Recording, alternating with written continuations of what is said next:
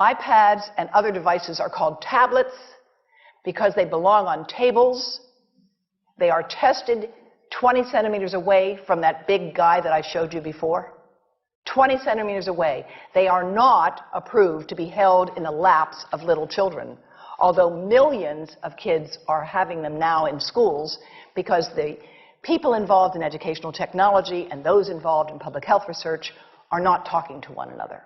Because if they were, they would understand that you're giving children a two-way microwave radiating device, and if you must give them such a device for learning purposes, put it on airplane mode so that it's not sending and receiving signals as it does otherwise.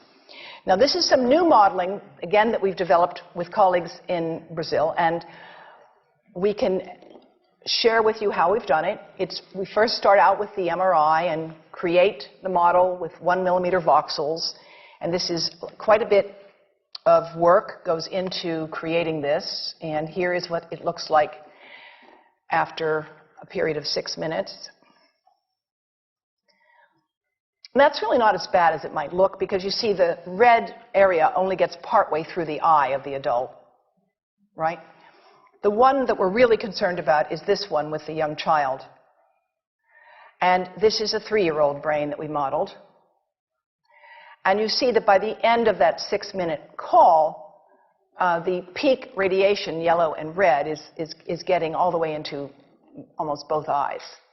And again, this is one call, and it's not going to kill anybody. It may not cause any biological effect whatsoever for 1 call or 2 calls or 3 calls. But the question is, what's the cumulative impact of this kind of exposure? How do we evaluate it? And I want to show you an example of some of the work that we are doing now that I'm releasing here for the first time. And this is a modeled microwave radiation dose of a 6-year-old with greater levels to the frontal and temporal lobes, eyes and cheek. And watch this here. Now, yellow, white, and red are the hottest, all right?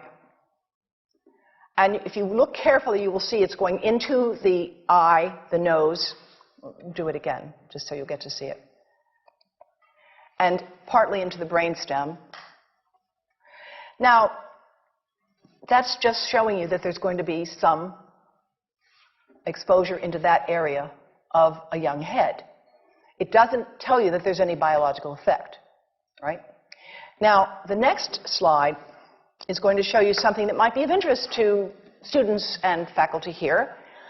And that has to do with exposure to the reproductive organs. We call them the gonads. I think you say the testicles. And bone marrow. And look here at the radiation as it gets into the groin area. And that's just from having a mobile phone modeled into the pocket. And this, again, is based on a normalized SAR with a dipole antenna. Now, the breast. The breast is mostly fat, contains a lot of fluid. Things that contain fat and fluid cook faster in the microwave oven. Now, a cell phone can't cook anything, all right? Mobile phones do not pop popcorn. That was a fraud. They don't make any heat that we know of, otherwise they wouldn't be permitted. But they do go through things that contain fat and fluid, and we are now working at Environmental Health Trust with scientists at the University of California, San Francisco, scientists formerly the president of the American Cancer Society of California, because we are seeing women who keep cell phones in their bras. Has anyone seen a woman put a cell phone in her bra? Hands up, please. Please tell them you've heard now why they shouldn't do that. And here I want to show you our first case report from 2009, and we now have many more. This was a Chinese-American woman who used her cell phone 4 hours a day in her bra for 10 years while she was driving.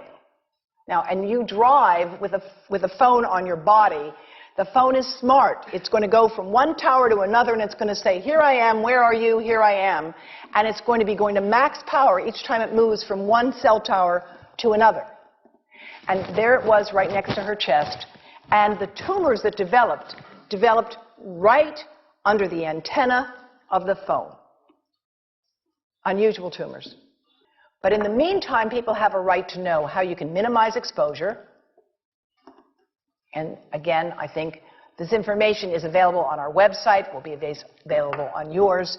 Remember, if you have to give a phone to a child, put it on airplane mode.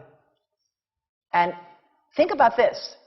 That microwave oven, it works because there's a metal box around the microwave signal, and the signal pings all over the place.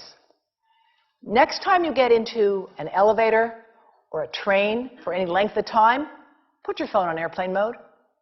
Otherwise, that signal is going all over the place, magnifying and coming back. Keep the mobile phone away from you when it's on and you are asleep. Now, it takes a village to do a lot of things. These are some of the people whose materials I've used today with their permission, and I can't read this list to you, but I want you to know that I feel really honored to be working with some of the most talented people in the world on this issue. And they have given me permission to share these materials with you. And I leave you with this thought from Albert Einstein. The world is not dangerous because of those who do harm, but because of those who look at it without doing anything. So, thank you. And